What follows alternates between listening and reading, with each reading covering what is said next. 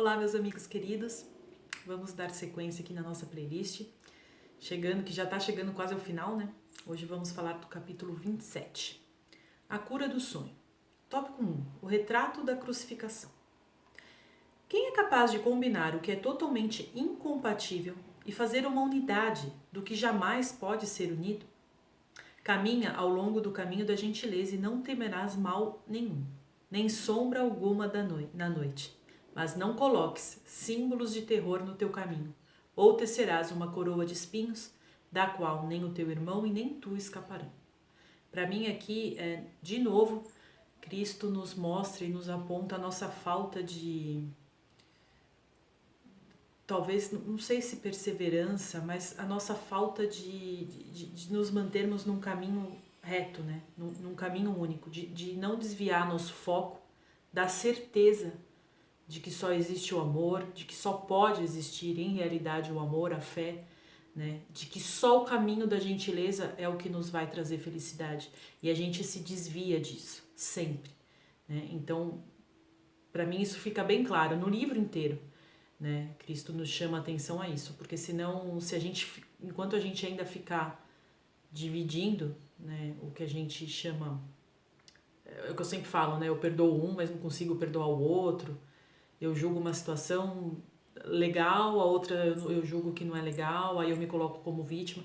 Enquanto a gente ainda continuar tentando juntar elementos que são opostos, né? Porque a verdade e a ilusão, elas são opostas, elas não se encontram em nenhum ponto, a gente ainda vai estar manifestando ilusões. A gente não manifesta só um pouquinho de ilusão. A gente manifesta ilusão em tudo, porque a gente coloca aquela projeção dessa ilusão em todos os outros aspectos da nossa vida. Não existe salvar um aspecto e manter os outros em ilusão. Tem que ser constante, a gente é uma frequência. E essa frequência tem que vibrar inteira na verdade para a gente alcançar, né, a nossa verdade. Senão a mistura ela torna isso impossível de acontecer. Então vamos lá. Sempre que consentires em sofrer dor, ser destituído, ser injustamente tratado ou ter necessidade de alguma coisa que não tens, apenas acusas o teu irmão de estar atacando o Filho de Deus. Seguras um retrato da tua crucificação diante dos seus olhos, de tal modo que ele possa ver que os seus pecados estão escritos no céu, com o teu sangue e a tua morte, e vão à frente dele, fechando a porta e condenando ao inferno. A gente faz isso, né? Quando a gente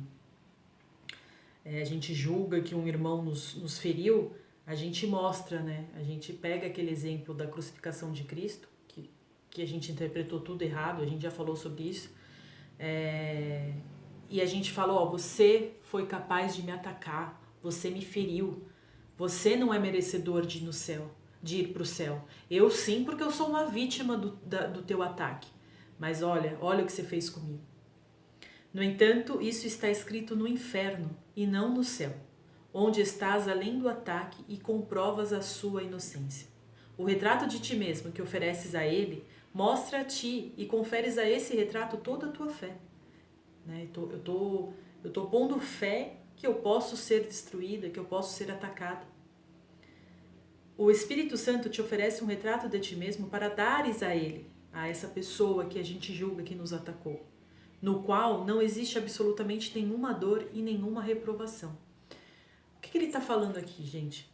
Que ninguém pode nos atacar, né? Eu sempre tento colocar isso, porque o ataque que eu recebo do meu irmão, o resultado disso, sou eu que vou decidir se isso vai me ferir ou se não, se eu vou olhar para isso com os olhos do Espírito Santo, com os olhos que a centelha quer nos ensinar, de que, o ataque que meu irmão fez é uma ilusão dele, ele está em ilusão.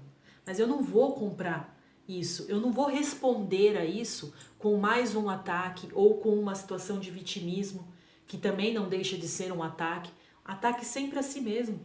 Se eu pegar aquele ataque que aquela pessoa, vamos supor, uma pessoa me xinga, se eu pegar aquela ofensa daquela pessoa e trazer para mim, quem vai ter deixado entrar? Quem vai ter aberto as portas? Aquela pessoa tem poder de entrar na tua casa se você mantém ela fechada? Ela tem esse poder ou não? Se é você que abre, né? Então, na minha mente entra o que eu decido que entra. As minhas crenças, elas são resultados das minhas decisões em aceitá-las ou não. Então, se uma pessoa, ela pode ter agido totalmente errada, mas se eu não comprar isso, se eu conseguir, né? Não estou falando que é fácil, mas se eu conseguir olhar para isso como um ato ilusório do meu irmão, não julgar e deixar isso passar, isso não vai entrar, isso não vai me destruir, isso não vai me diminuir, isso não vai fazer com que eu perca a chance de crescer, eu vou achar outros caminhos. Nisso entra o milagre. O que é o milagre que Cristo está nos ensinando aqui? É a gente aceitar isso e deixar Cristo resolver. A gente deixa a nossa centelha resolver a situação. Então eu não vou comprar, eu não vou me sentir ofendida, eu não vou me sentir vitimizada, eu não vou projetar raiva em cima desse irmão e eu vou deixar essa situação passar, né? Eu não vou deixar todo o emocional que essa situação traz entrar no meu coração. Eu não vou deixar, eu vou me manter firme, porque eu sei que eu sou uma filha de Deus e eu sei que eu não posso ser atacada, porque eu fui criada perfeita por Ele, né? Então só Deus tem poder sobre mim e o único poder que Ele exerce é amor, né? A única manifestação que Ele exerce, que ele projeta é amor. Então Ele não vai me machucar. Então eu deixo isso do lado de fora. Eu não deixo isso entrar. E aí Cristo, a nossa centelha, através da nossa união com a nossa centelha, Ele vai resolver, Ele vai trazer uma outra situação. Se a gente é uma situação que a gente perdeu algo, que a gente acha que perdeu uma oportunidade, Ele traz outra. Se é algo que a gente perdeu uma pessoa, Ele coloca outra no nosso caminho que vai nos fazer ainda mais feliz. Então assim, é só a gente decidir por não comprar nenhum ataque, não trazer isso como um ataque a nós mesmos, algo que possa de verdade nos diminuir, nos ofender, nos machucar, né? O retrato de ti mesmo que ofereces a ele mostra a ti e conferes a esse retrato toda a tua fé. Repetir, mas vamos lá. O Espírito Santo te oferece um retrato de ti mesmo para dares a ele, no qual não existe absolutamente nenhuma dor e nenhuma reprovação. Ele está falando de novo, né? Eu repeti essas duas frases, mas enfim, não vou editar, vamos deixar aqui.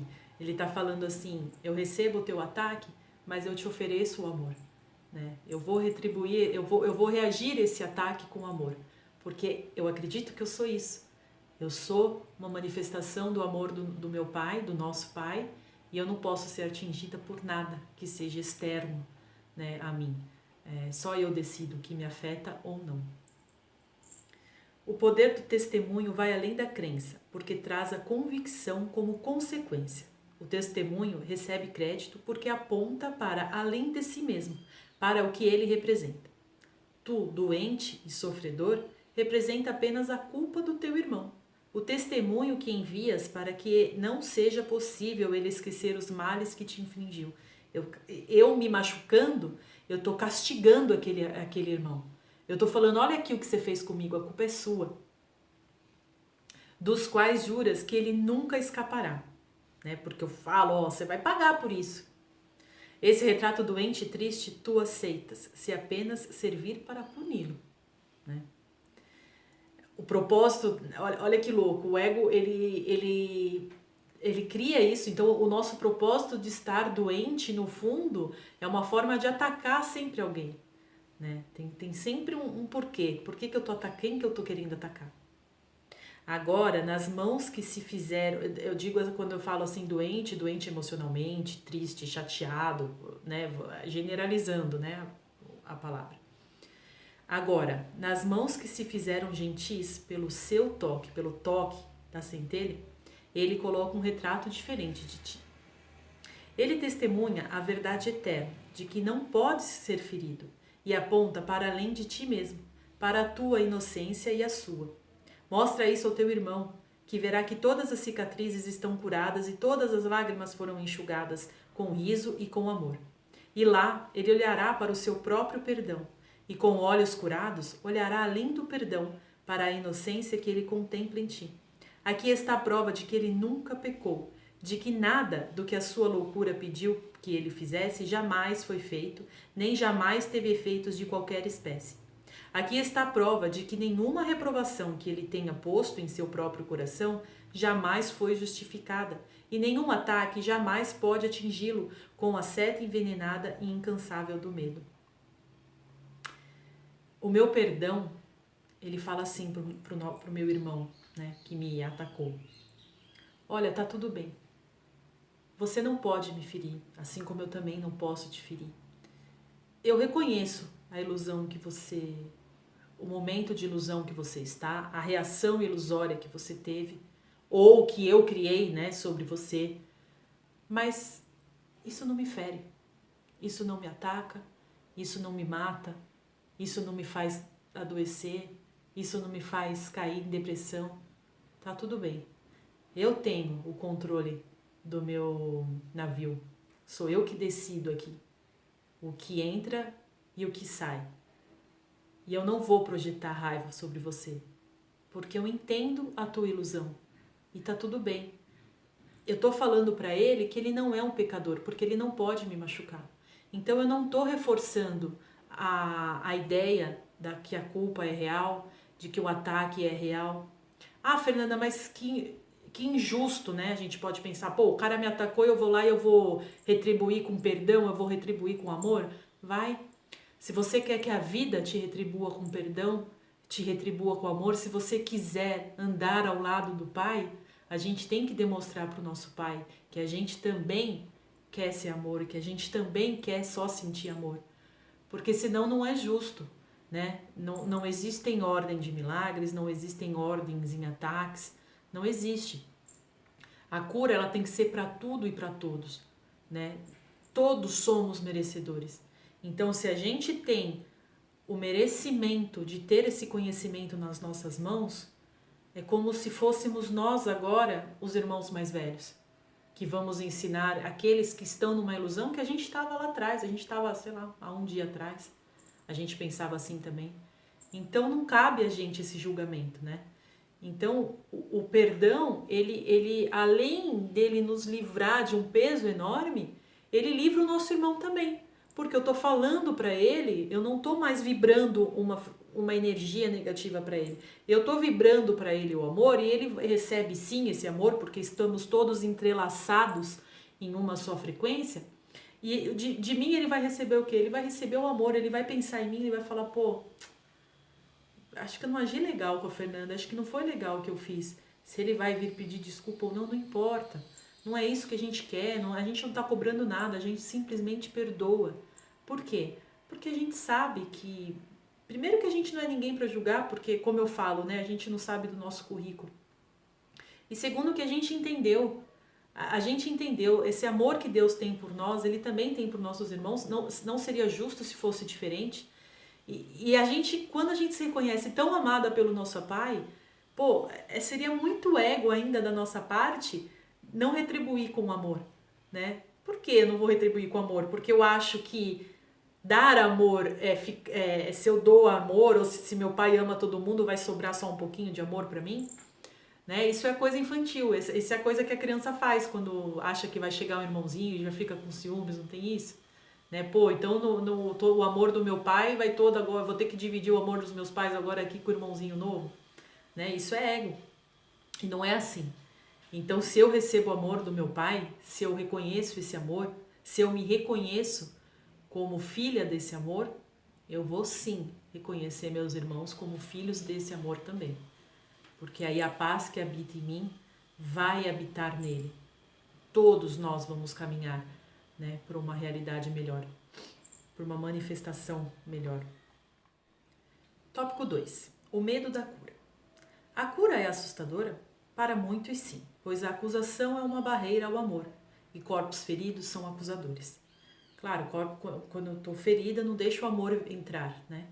Então, a cura, que seria deixar esse amor entrar, ela é assustadora para um corpo ferido, porque ele vai ter que se trabalhar, ele vai ter que, né? Vem aí um trabalho interno a ser feito. Então a gente repele, a gente tem medo dessa cura. Quem pode ter sido machucado pelo próprio irmão e ainda assim amá-lo e confiar nele? Né? Os conflitos que vêm. Pô, se ele me feriu, como que eu vou amar ele? Ele atacou e vai atacar outra vez. Não o protejas, porque o teu próprio corpo ferido mostra que tu tens que ser protegido contra o teu irmão. Né? Eu tô ferida, ele me machucou, calma, não é assim chegar e retirar isso de dentro de mim. Não tem como, eu preciso me proteger. Perdoar pode ser um ato de caridade, mas que ele não merece. Como vem as racionalizações do ego. Ele merece meu perdão? Pô, puta cara tonto, sabe? Puta cara mentiroso, né? Puta, essa mulher aí é mó 171. Ela só quer fazer, ela é ruim, ela faz de propósito, ela quer me magoar, ela merece o meu perdão? A gente vai racionalizando. Essas são racionalizações do ego. Ele pode ser digno de pena pela sua culpa, mas não pode ser absolvido. Os não curados não podem perdoar. Eu penso tudo isso que eu falei agora enquanto eu estou curada. Perdão, enquanto eu não estou curada. Enquanto eu ainda estou num corpo ferido. Porque quando eu me curo, quando eu tiro esses elementos ruins que eu deixei entrar de dentro de mim, o perdão vem. Enquanto isso, enquanto ferida, eu ainda estou racionalizando. Isso é legal para a gente até se reconhecer, né? Quando a gente pensar em alguma situação que a gente tem que perdoar, que a gente sabe que a gente tem que perdoar, e as racionalizações começarem, é só a gente pensar, pô, eu estou racionalizando, isso está errado, né? Não existem meias verdades. Então isso está errado. Se eu ainda estou culpando e se eu ainda estou achando justificativas para continuar culpando o outro, né, e fazendo com que ele não seja merecedor do meu perdão, eu ainda estou no ego. Tá? Entretanto, ninguém é capaz de perdoar um pecado que ainda acredita ser real. E o que tem consequências tem que ser real, pois o que ele fez está lá para ser visto. Ele me machucou e eu continuo sendo testemunha desse machucado. O perdão não é piedade, já que a piedade apenas busca perdoar aquilo que pensa ser a verdade. Nada mais, ele está dizendo aqui, nada mais é do que, se você não está perdoando, você está acreditando na ilusão. Então, sim, você está falando para o universo que você pode ter dificuldades, que você pode ficar doente, que você pode ser atacado, que você pode ser traído, que alguém pode vir e roubar os seus sonhos de você, que não é você o capitão do teu navio. É isso que ele está falando, é isso que você está acreditando, você não está, você está se opondo em perdoar, então é isso que você está falando para o universo. Você está acreditando na ilusão. Porque quando você parar e olhar que o pecado não existe, que o pecado é uma ação ilusória daqui, e sou eu que dou o comando de acreditar nisso ou não, você vai estar manifestando aquela ilusão que você acredita que é capaz de te machucar. É um exemplo muito legal. Eu chamo você, eu não sei se eu já falei isso em algum vídeo, enfim, se já falei, vocês me desculpem, mas eu vou repetir aqui de novo. Façam um exemplo dentro da casa de vocês, que é mais fácil, né, com as pessoas que a gente ama. Receber um ataque, não revida e pensa com você, pô, cada um tem um ponto de vista, de repente ele tá tendo um ponto de vista diferente do meu, eu não vou levar isso como um ataque. Eu não vou levar. Eu não quero ficar magoada, não quero ficar triste. Tô tão bem, eu tô tão feliz, eu tô tão em paz. Por que eu vou dar poder para isso? Não vou dar poder para isso. Gente, depois de minutos a pessoa vai mudar. Eu tô falando por experiência própria, sabe? E muda. E a gente começa a ver nas pequenas situações, nas situações que são mais fáceis da gente lidar, como eu falei, né? Com as pessoas que a gente ama é muito mais fácil lidar. A gente vai ver que, quantos momentos eu perdi tempo comprando ataquezinhos que na verdade nem eram ataques. Era eu que estava interpretando errado, sabe? Nós somos diferentes, nós somos uno na nossa concepção, mas nós somos personalidades diferentes. Cada um interpreta as coisas de um jeito, cada um tem uma forma de falar. Então, no nosso dia a dia, vamos tornar esse dia a dia mais fácil. Né? Entre nós amigos, entre nós família, vamos fazer um convívio legal. Cabe a nós. Pô, Fernanda, mas é fácil pra você, aí na sua casa todo mundo se dá bem, mas aqui é complicado. Pô, mas começa a transformar. A gente transforma o ambiente que a gente tá, né? Porque é a gente que é o criador do ambiente externo. Então, a gente consegue transformar nas pequenas atitudes. Então, quando eu não tô comprando aquilo que, sei lá, às vezes alguém acordou aí de mau humor, alguém acordou meio atacado, deixa a pessoa, sabe? Não compra o ataque. O colega de trabalho tá atacado, deixa ele. Não compra aquela picuinha, né? As pessoas fazem picuinhas umas com as outras. Mas não compra, gente.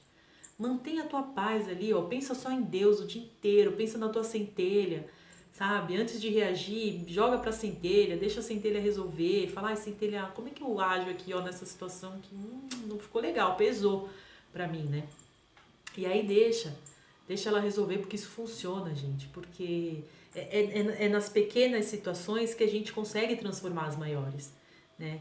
Então, eu sempre falo, quando a gente fala de perdão, às vezes eu fico imaginando se tem alguém que realmente passou por uma coisa séria, e eu sei que deve ter situações que são mais difíceis de perdoar, né?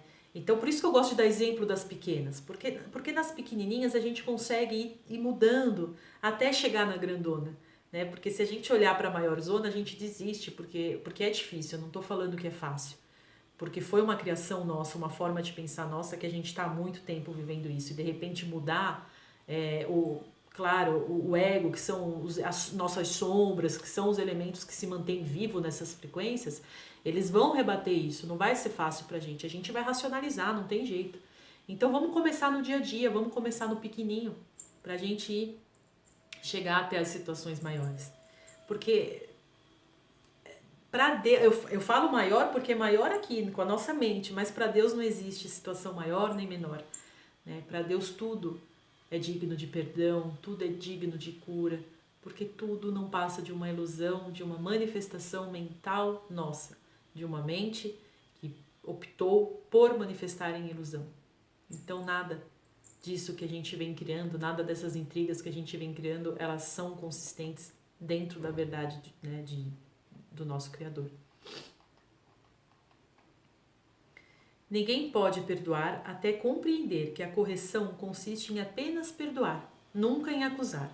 Sozinho não podes ver que são a mesma coisa e, portanto, a correção não vem de ti. Não é perdoar, sabe, tipo assim, perdoar acusando. Eu vou perdoar o erro dele. Eu sinto que é isso. Eu sinto que não é não acreditar no erro dele. E aí você perdoa. São coisas diferentes, mas eu sinto que é isso que o livro quer nos ensinar. Porque senão, se eu perdoar o seu erro, eu estou continuando acreditando que você é capaz de errar. E eu não estou te colocando no mesmo patamar que eu, de criador, né? De filho do criador, de co-criador, perdão, de filho do criador, né? Que só pode com Deus criar coisas boas. Então, se eu perdoo o teu ato falho, eu estou acreditando que você ainda é capaz de pecar e de atacar. E não é isso que Cristo quer. Não é essa forma que Cristo quer que a gente veja o nosso irmão.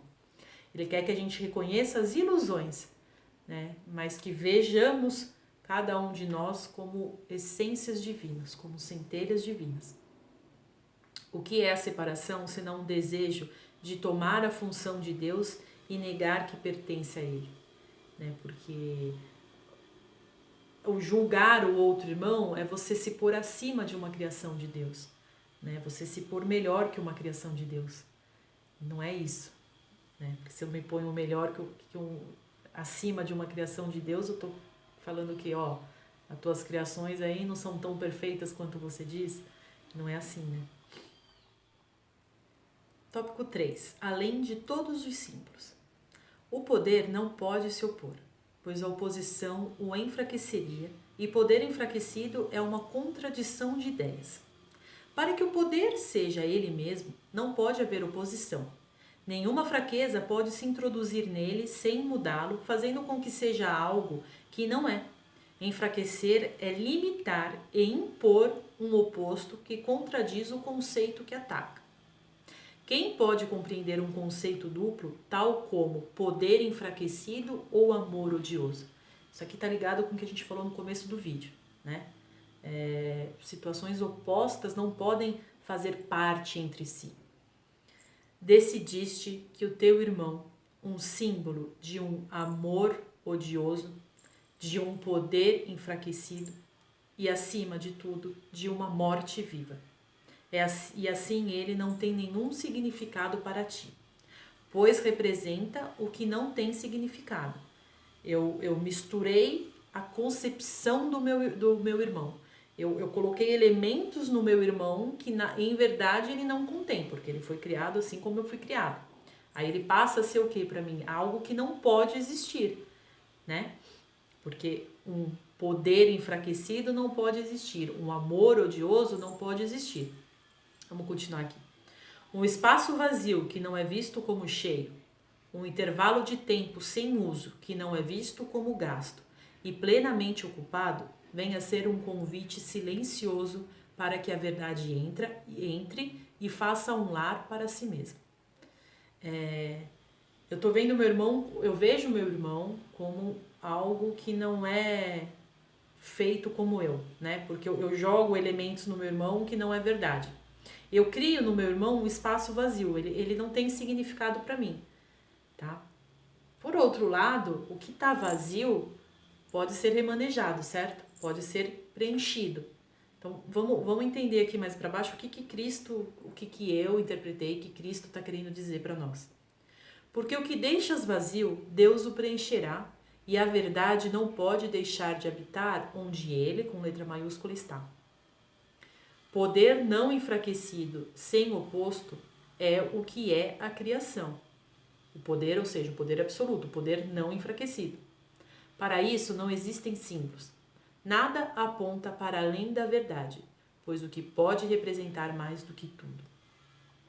Então, um espaço que a gente não preenche com julgamentos nossos, quando eu quero reinterpretar isso, quando eu tiro os elementos que eu projetei para cima do meu irmão, eu tiro esses elementos e eu falo, não, eu não acredito em poder enfraquecido. Se ele é amor, como eu estou querendo me reconhecer como amor, eu tenho que tirar esses elementos de julgamento que eu coloquei dentro dele e deixar aquilo vazio para que a minha centelha, para que Cristo possa me ajudar a ressignificar esse meu irmão. E onde não tem esse meu julgamento, Deus pode vir e mostrar a verdade dele através do meu irmão.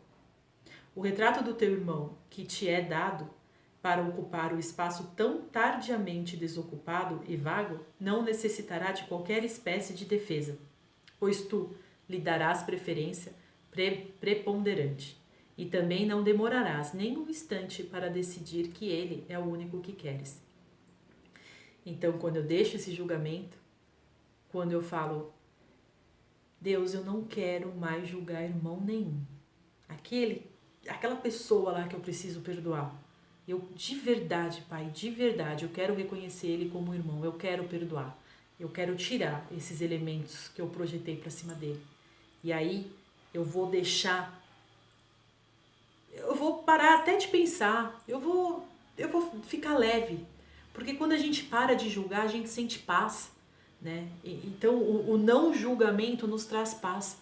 Então, por isso que eu acho o máximo, às vezes, quando eu vejo aquelas pessoas que a gente tá no meio de um papo e falando, e aí entra o julgamento sobre uma pessoa, aquelas que se mantêm quietas, sabe? Que não estão ali, não estão a fim de julgar ninguém. Então, quando a gente não julga ninguém, a gente sente paz, a gente não quer comprar ponto de vista a respeito de ninguém. A gente só quer sentir paz, porque de verdade a gente quer nos reconhecer como irmãos, porque quem já pincelou o que esse sentimento nos traz, não volta para trás. Porque a paz, ela vem de verdade, assim. Então é muito forte isso. Tópico 4. A resposta silenciosa. Em quietude, todas as coisas são respondidas e todos os problemas serenamente resolvidos. Em conflito, não pode haver resposta nem resolução, pois o propósito do conflito é fazer com que a solução não seja possível e assegurar que nenhuma resposta seja simples. Não tente solucionar nenhum problema a não ser na segurança do instante santo, pois lá o problema será respondido e resolvido. Então, esse silêncio ele é muito mais mental do que o silêncio em si, né? Porque quando eu paro de brigar com a mente, de rebater com a mente, eu fico em quietude. Então, se eu tô dentro de uma situação que não tá legal e eu preciso resolver aquilo, não é ficar rebatendo com a mente, criando um conflito na mente que a gente consegue resolver. é em quietude, porque a gente vai serenar o ego, né? A gente vai baixar cada vez mais a voz do ego para escutar a voz da centelha. Então, em quietude, a gente consegue encontrar, a gente consegue entrar em contato e se ver no instante santo para que a centelha venha, né? Que o instante santo é esse encontro com a centelha, é esse escutar a centelha, é deixar a centelha manifestar. Então, esse silêncio que ele fala aqui é mais, no que eu sinto, assim, é mais o mental, sabe? Aquela parar as críticas daqui, parar os ataques aqui na nossa mente. A gente deixa a mente quieta, a gente silencia para a gente escutar a centelha. Tópico 5, o exemplo da cura. A única maneira de curar é ser curada. Lembra que a gente falou, né? Uma pessoa que está ferida ainda não consegue perdoar, ainda não consegue curar uma situação. Então, a única maneira de curar é ser curado. O milagre estende-se sem a tua ajuda, mas tu és necessário para que ele possa ter início. Aceita o milagre da cura e ele irá adiante devido ao que é. A gente aceita essa cura para nós. Quando eu aceito essa cura, eu dou meu testemunho de que é possível essa cura acontecer. E aí ela se fortalece, essa energia ela vai se fortalecer. E aí ela vai expandindo, ela vai se expandindo para todos nós. A sua natureza é estender-se no instante em que nasce. E nele nasce no instante em que é oferecido e recebido. Quem pode conceder a outro o que não tem? E quem pode compartilhar aquilo que nega a si mesmo? Como é que eu posso compartilhar essa cura se eu estou negando ela a mim mesmo? O Espírito Santo fala a ti. Ele não fala a uma outra pessoa. Entretanto, através da tua escuta, a sua voz, a voz dele, se estende porque aceitas o que ele disse. Então, quando eu aceito essa verdade, eu estou sendo testemunha de que ela é verdade mesmo, de que ela é a única realidade, e isso vai se fortalecendo. É o que eu sempre falo, a gente vai vibrando isso, e isso vai se expandindo a todos os nossos irmãos. Pensa o contrário, pensa assim, ó, se a gente necessita de... a gente necessita que todos nós, vamos supor que para sair, né, de uma situação difícil, todo mundo teria que vibrar amor. Mas aí tem uma pessoa aqui que não quer vibrar amor, ela quer continuar no ego, ela quer continuar na ilusão. Puxa, olha que feio, né? Ela tá atrapalhando a evolução de todas as outras pessoas que já encontraram amor, que já se reconheceram, mas ela tá lá, segurando as picuinhas dela porque ela não quer, ela ainda quer vingança, ela ainda quer que o outro se dê mal porque o outro machucou ela. E tá todo mundo olhando pra ela e falando, pô, para, não é assim, não existe isso, ninguém é capaz de te ferir, você que cria toda a tua realidade, muda, mas ela não quer. Olha que injusto, né? Imagina a gente sendo o papel dessa pedra no caminho dos outros. Que chato, né? Que seria. Então, vamos vibrar nessa... Vamos nos permitir ser curados de todas essas emoções negativas que a gente carrega, de todos esses sentimentos que nos fazem sofrer. Vamos curar todas as situações que a gente ainda acha que faz a gente sofrer, para que isso se fortaleça em todos nós, né? Em cada um de nós. A gente não vai ser pedra na existência de ninguém. A gente vai deixar essa energia fluir, essa energia vai expandindo, vai crescendo, até abranger todo mundo. Esse que é a mágica da coisa, né? A saúde é o testemunho para a saúde. Enquanto ela não for atestada, permanece sem convicção, né? Então, eu posso falar que a felicidade existe se eu estiver feliz. Eu posso falar que a felicidade, que a prosperidade existe se eu estiver prosperando. E aí prosperando são várias. A prosperidade, ela é alegria, ela é felicidade, ela não é só dinheiro, não é só a matéria. Aliás, é longe disso. Você pode ser próspero com pouco, sabe? Ou próspero com muito também. Então, eu chamo de estado de espírito, sabe? E aí eu falo, eu provo que isso existe sendo eu. Eu provo que o perdão é capaz, existe e é forte quando eu perdoo. Eu provo que a cura existe quando eu me curo, né? Porque a gente tem que ser testemunho daquilo que a gente está falando. Ninguém é curado através de mensagens duplas. Se desejas apenas ser curado, tu curas. O teu propósito único faz com que isso seja possível. Mas se tens medo da cura, então ela não pode vir através de ti. A única coisa que se requer para a cura é a ausência do medo. Os que têm medo não são curados e não podem curar. Isso não significa que o conflito tem que ter desaparecido para sempre da tua mente, para que sejas capaz de curar, pois se significasse, nesse caso não haveria necessidade de curar. Mas significa ainda que por apenas um instante, que amas sem atacar, um instante é suficiente. Os milagres não esperam pelo tempo, né? É um instante que Cristo precisa. É um instante de desejo real nosso, pela mudança, pela cura, pela união, pela ressignificação da nossa mente, pela ressignificação de como nós enxergamos a realidade. Um instante de coração e a nossa vida começa a mudar. O instante santo é o local onde o milagre habita. De lá, cada um nasce para esse mundo como testemunha de um estado mental que transcendeu o conflito e alcançou a paz. Um instante que eu me permito ouvir minha centelha, que eu me permito me reconectar com ela, já vai fazer uma transformação em nós, gente, que a gente não volta para trás, não anda para trás, não existe andar para trás na evolução. É sempre para frente que a gente segue.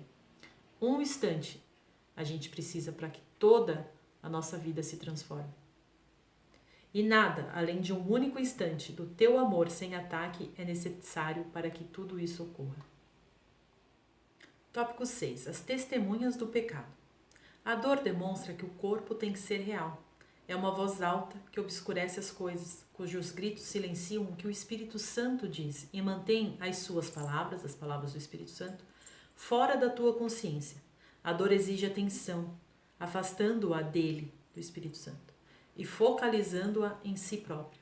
Né? Quando a gente sente dor, a gente está de uma certa forma, a gente está dando poder para essa dor, a gente está se vitimizando em cima dessa dor.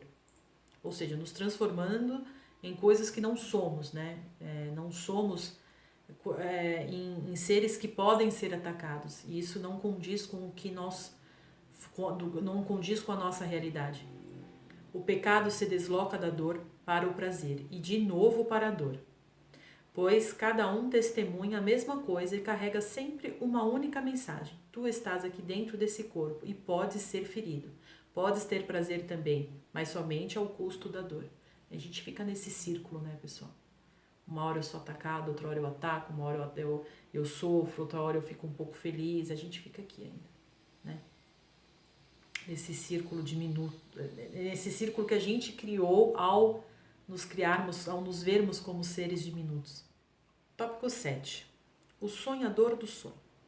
O sofrimento é uma ênfase colocada em tudo aquilo que o mundo fez para te machucar. Aqui está claramente exposta a versão demente que o mundo tem do que seja a salvação. Como um sonho de punição no qual o sonhador está inconsciente do que lhe trouxe o ataque a si mesmo. Ele se vê atacado injustamente e por algo que não é ele próprio. Ele é a vítima dessa alguma outra coisa. Uma coisa fora de si mesmo, pela qual ele não tem nenhuma razão para ser responsabilizado. Eu sou uma vítima, eu fui atacado. É assim que a gente se vê. Essa foi a realidade que a gente criou pra gente mesmo. E isso não é verdade. Nós criamos aquilo que a gente permite, que é aquilo que a gente nos permite criar. Aliás, nós manifestamos aquilo que nós nos permitimos criar. Então, se eu der poder para aquela situação negativa, eu vou vivenciar aquela situação negativa. Se eu ressignificar aquela situação negativa e falar, peraí, não importa o externo, importa o que eu vou manifestar internamente para remanifestar isso externamente, aí eu ressignifico aquelas situações. Aí a gente começa a ressignificar as situações que antes nos trariam dor. Agora está sendo mostrado a ti que podes escapar. Tudo o que é necessário é olhares para o problema assim como é, e não do modo como o tinhas colocado. Não maquiar, fantasiar, sofrer. Olha com olhos objetivos para aquele problema, sem aumentar, sem culpar, sem dramatizar, né? Como poderia existir uma outra forma de resolver um problema que é muito simples, mas foi obscurecido por escuras nuvens de complicação, feitas para manter o problema sem solução? Essa dramatização que a gente faz em cima do problema É a força que a gente coloca para que ele não cure, para que a gente quer manter ele assim. Porque Cristo está falando pra gente, olha, acordem, deixa que eu curo, eu vou fornecer para vocês os meios para vocês resolverem todos os problemas, mas me deixa agir. Vocês não me deixam agir. Vocês querem resolver por vocês querem se manter na mente egóica, vocês querem ficar criando dramas e mais dramas dentro da mente de vocês, ataques e mais ataques, guerras e mais guerras com os irmãos. Pô, vocês estão todos iguais, tem felicidade para todo mundo, tem abundância para todo mundo. Me deixa agir por vocês, eu resolvo tudo. O raciocínio pelo qual esse mundo é feito, no qual se baseia e pelo qual ele é mantido é simplesmente o seguinte: tu és a causa do que eu faço. A tua presença justifica a minha cólera e tu exiges e pensas à margem de mim. Enquanto atacas, eu tenho que ser inocente. E aquilo de que eu sofro é o teu ataque. Ou seja, o culpado é o outro. É a situação, é a política, é a economia, é o vizinho, é o chefe, é o marido, é a esposa, são os filhos, é a sogra. A culpa é o outro, é sempre o outro. A gente saiu, né? A gente fugiu da responsabilidade de nos ver como os co-criadores. Que besteira, né? Que besteira. Porque a gente saiu, a gente abandonou a responsabilidade pela condução do nosso próprio navio e deu para a mão do ego. E aí a gente fica deixando ele conduzir a nossa vida, a gente fica vivendo aqui como uma marionete dessa criação. A gente é como a gente deixou que a nossa criação fosse o nosso criador, e aí a gente fica vivendo essas manifestações que a gente vem criando. Só que não é assim, não. Esse ego que hoje está no controle, ele está sendo criado e abastecido e amamentado, né, e alimentado aqui, ó, por nós, tá? Então, quando o Hélio Couto fala, muitas pessoas, quando eu falo do ego, eles falam como se fosse uma terceira pessoa, e não é. É aqui, ó, é uma criação nossa, a gente continua. Porque a gente, e isso o livro já explicou muitas vezes, né, do porquê que a gente tem medo de ressignificar as coisas, porque a gente acredita na punição, porque a gente acredita que existe um Deus que a hora que a gente assumir que a gente é pecador e não vítima, né, tá? Entre aspas, porque ninguém aqui é pecador, mas a hora que a gente se colocar no papel do responsável pela nossa realidade, a gente vai encontrar uma punição, né, por aquilo que a gente vem manifestando. A gente já sabe que não existe tudo isso, então por que continuar nesse padrão mental? Por que não, gente, mudar o nosso padrão mental? Por que não mudar a forma como a gente vê a vida, a forma como a gente vive o nosso dia a dia? É um dia após o outro. A mudança ela não vai acontecer assim. Ela vai vir um instante pós instante. Porque a gente tem que mudar todo o sistema mental que a gente criou. A nossa salvação tá aqui, em curar a nossa mente doente, em ressignificar tudo que está aqui dentro.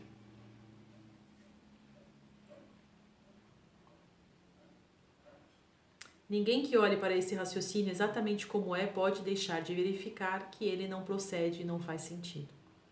É só a gente olhar com sinceridade e ver que é isso mesmo que a gente vem fazendo. Tópico 8. O herói do sonho. Esse tópico aqui, pessoal, eu quero só ler para vocês. E foi algo assim que, quando eu estava lendo, foi tão forte isso para mim, que eu vou ler e eu vou finalizar o vídeo aqui. Eu não vou tecer comentários, porque eu quero que vocês sintam isso. Vamos ver se vocês vão sentir como foi pra mim ler isso. E aí depois vocês comentam aqui comigo. O herói do sonho. O corpo é a figura central no sonhar do mundo. Não há sonho sem ele, e nem ele existe sem o sonho, no qual age como se fosse uma pessoa que se vê e na qual se acredita. Ele ocupa o lugar central em todos os sonhos, que contam a história de como ele foi feito por outros corpos. Nasceu para o mundo do lado de fora, vive um pouco e depois morre para ser unido, no pó, a outros corpos que morrem como ele. No pequeno espaço de tempo que lhe é dado viver, ele busca outros corpos para serem seus amigos e seus inimigos.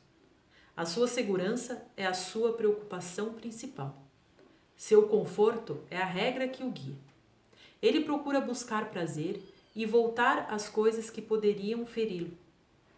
Acima de tudo, procura ensinar a si mesmo que as suas dores e alegrias são diferentes e que pode distinguir uma das outras. O sonhar do mundo toma muitas formas, porque o corpo busca de muitos modos provar que é autônomo e real. Ele coloca sobre si mesmo coisas que comprou com pequenos discos de metal e tiras de papel que o mundo proclama como valiosas e reais. Trabalha para consegui-las, fazendo coisas sem sentido, e as joga fora, em troca de coisas sem sentido, das quais ele não precisa e nem mesmo quer. Ele emprega outros corpos, de modo que eles o protejam, e coleciona ainda mais coisas sem sentido, que possa chamar de suas. Ele olha em volta procurando corpos especiais que possam compartilhar seu sonho. Às vezes sonha que é um conquistador de corpos mais fracos do que ele. Mas em algumas fases do sonho, ele é o escravo de outros corpos que querem feri-lo e torturá-lo. A série de aventuras do corpo, da hora do nascimento até a morte, é o tema de todos os sonhos que o mundo sempre teve. O herói desse sonho nunca vai mudar, e nem o seu propósito. Embora o sonho propriamente dito tome muitas formas e pareça mostrar uma grande variedade de locais e de eventos em que esse herói se encontra. O sonho tem apenas um propósito, ensinado de muitas formas. Essa única lição é o que ele tenta ensinar uma e outra vez, e ainda mais uma vez, que ele é causa e não efeito. E tu és o seu efeito e não podes ser a sua causa. Assim, tu não és o sonhador, mas o sonho. E assim vagas em vão, entras e sai de lugares e acontecimentos que ele inventa. Que isso é tudo o que o corpo faz é verdade, pois ele não é senão uma figura em um sonho. Mas quem reage às figuras de um sonho, a não ser que as vejas como reais? No instante em que ele as vê como são, elas não mais têm efeito sobre ele, porque compreende que foi ele que lhe deu os seus efeitos pelo fato de as causar e fazer com que parecessem reais. Ninguém acredita que houve, de fato, um tempo em que ele nada conhecia de um corpo e nunca poderia ter concebido esse mundo como algo real. Ele imediatamente teria visto que essas ideias são uma única ilusão, ridículas demais para qualquer coisa, exceto o riso que as despede. Como elas parecem sérias agora, e ninguém é capaz de se lembrar do tempo em que teriam sido recebidas com riso e descrença.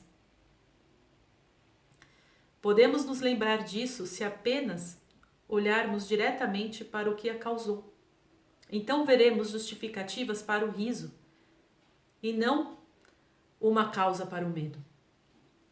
Vamos devolver ao sonhador o sonho que ele deu aos outros, percebendo-o como algo separado de si mesmo e feito para ele.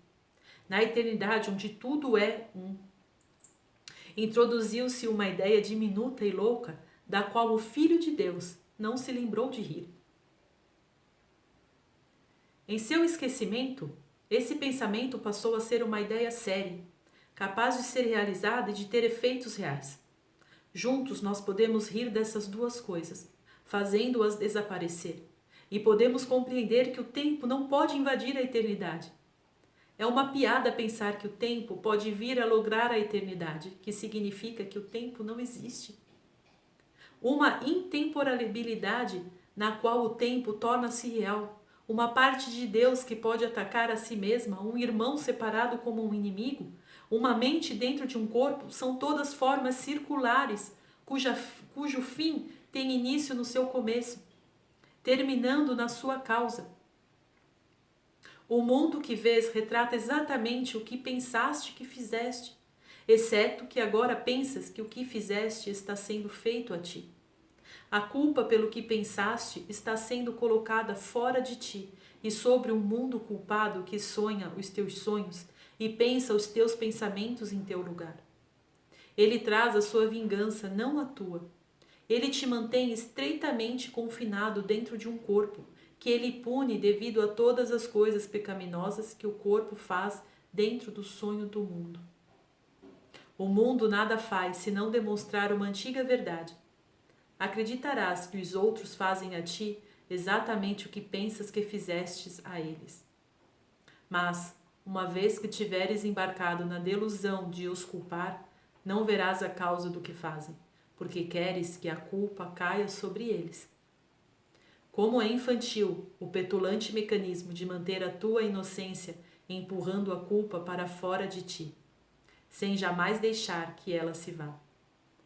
Não é fácil perceber a brincadeira quando em tudo à tua volta os teus olhos contemplam as pesadas consequências da culpa, mas sem as suas insignificantes. Sem a causa, os efeitos parecem sérios e tristes de fato, mas são apenas decorrências. E é a sua causa que não decorre de nada e não passa de uma brincadeira. O Espírito Santo percebe a causa rindo gentilmente e não olha os efeitos. De que outra maneira poderia ele corrigir o teu erro? Ele pede que tu lhe tragas cada efeito terrível para que possam olhar juntos para a sua causa tola e possas rir um pouco com ele. Tu julga os efeitos, mas ele julga a causa. E através do julgamento do Espírito Santo, os efeitos são removidos. Talvez venhas em lágrimas, mas ouve-o dizer: meu irmão, filho santo de Deus, contempla o teu sonho vão, no qual isso poderia ocorrer, e deixarás o instante santo com o teu riso e do teu irmão unidos ao seu. Muito obrigada, pessoal.